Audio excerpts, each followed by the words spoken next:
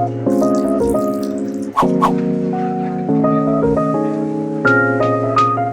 was sent a broken new 3DS XL which came to me in pieces.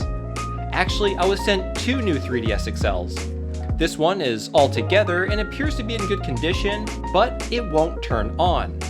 So let's take a look at these two 3DS XL consoles and see if I can fix them.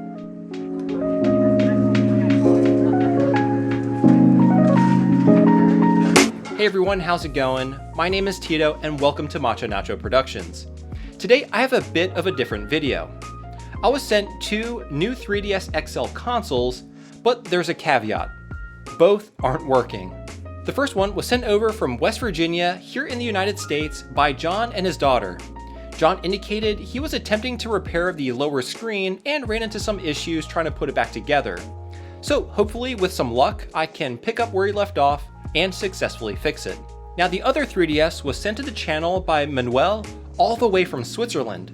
This one actually looks to be in excellent shape, except when you turn it on, the screens just remain blank, with only the blue power LED turning on, showing any signs of life.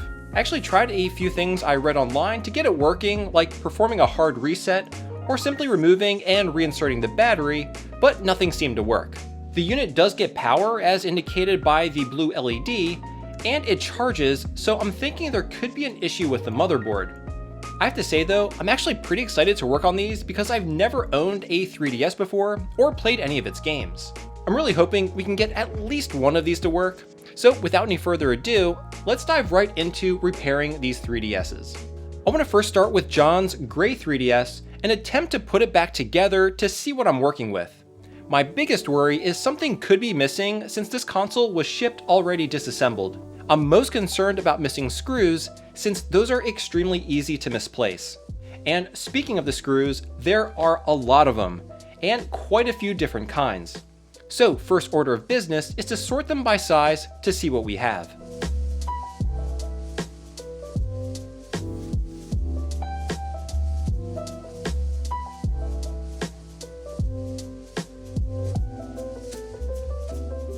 Okay, so now that we have the screws organized, the next challenge is figuring out where they all go, since using the wrong screw in the wrong location can actually cause damage to the shell. So to figure out where each screw goes, I actually disassembled the blue 3DS that Manuel sent and documented where each screw came from using my magnetic project mat from iFixit.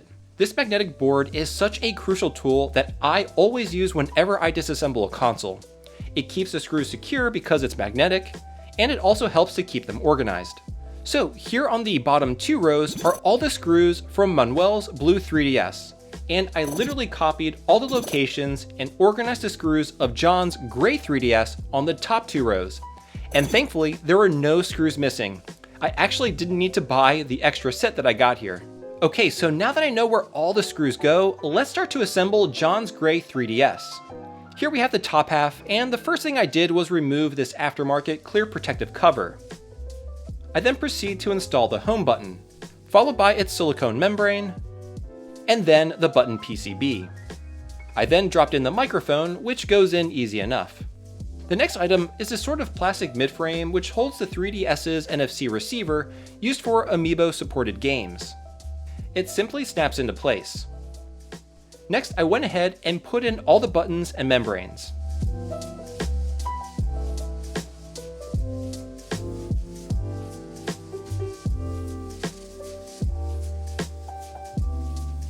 After dropping in the D-pad and its corresponding membrane, I went ahead and installed the D-pad button PCB. Then on the other side of the console, I installed the other button board PCB.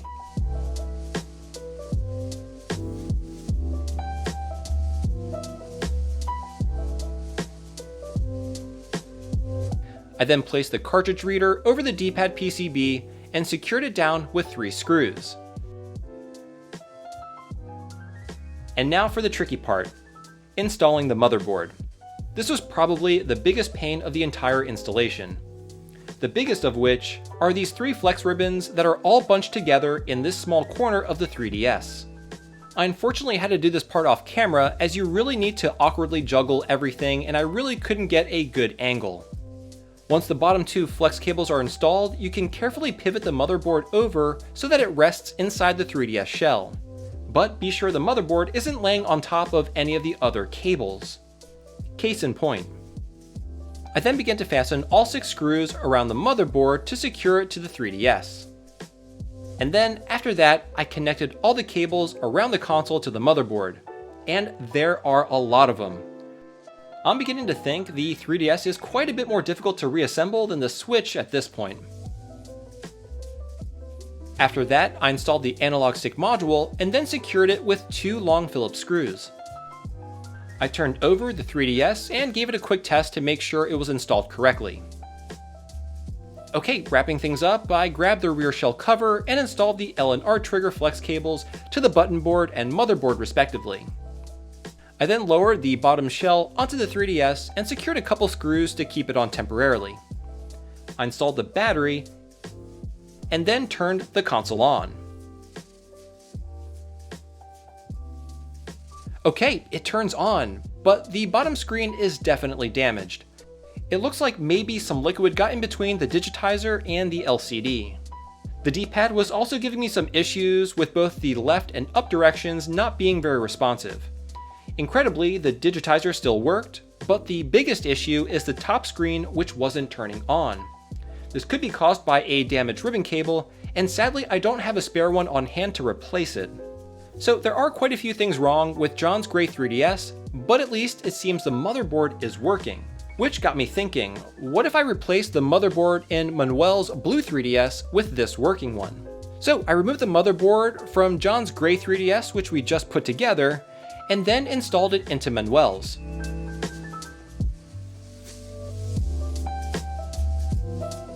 Put in a battery, turned it on, and it works.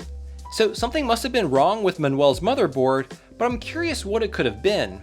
If anyone has any idea what could have caused the issues with Manuel's 3DS, let me know down below in the comments. I would love to be able to repair it. Okay, so it looks like everything is working, but if you look carefully, it looks like the analog stick is malfunctioning. It appears to be stuck, and eventually it becomes unresponsive. So I went back to the other 3DS and also commandeered its analog stick module. Removed the broken one from the blue 3DS, and then installed the other one. I put it all back together, installed a battery, and then tested it again. And the analog stick works perfectly. Awesome. I think it's safe to say we have a working new 3DS XL. And so far, I'm pretty impressed with the hardware. The 3D effect is pretty neat. I wasn't expecting it to be quite so convincing as it was. Anyway, all that's left to do is button up the console. Don't forget these rubber screw covers, and inserting your SD card if you have one. Put on the cover, and there you have it. But now there's one thing left to do. Let's see what happens if we install the bad motherboard into the other 3DS. Will it exhibit the same issues, or will they all be resolved? So after putting it in and turning it on, we can now see that we are in fact exhibiting the same issues. The screens are blank, but the blue power LED remains on. What on earth could be causing this? Like I said, if you know, please let me know down below in the comments. So I now have one working 3DS, and I'm actually really enjoying it. So let's do a quick recap. Initially, this blue 3DS seems to have been bricked with a faulty motherboard and a defective analog stick. So swapping over the motherboard and analog stick from John's gray 3DS to this one for the most part resolved all of its issues. However, I did actually encounter one issue. The home button does not appear to be functional. I tried reseating the flex cable multiple times, but the connector may have been damaged. This is something I'll definitely try to fix at a later date. Now on the other hand, John's gray 3DS had a damaged lower screen, and the top screen didn't even turn on. Unfortunately, this one I didn't attempt to repair since I primarily used it instead as a donor console to fix the other. Although I was able to use it to sort of confirm my suspicion that the motherboard from the blue 3DS does in fact have an issue that doesn't allow the system to boot, since we can see the same exact symptoms are experienced now on this gray 3DS. So I guess thankfully I was able to sort of make an almost fully functioning 3DS from these two broken ones. And I actually have to say that after playing with the console for a few days, I'm pretty impressed with the 3DS overall. I never really paid much attention to this console when it was in its prime, and I'm actually quite impressed with the 3D effects of the top screen. I just downloaded Pokemon X and even bought a copy of Zelda: A Link in Between Worlds to try and get a taste of what I missed by skipping the 3DS generation.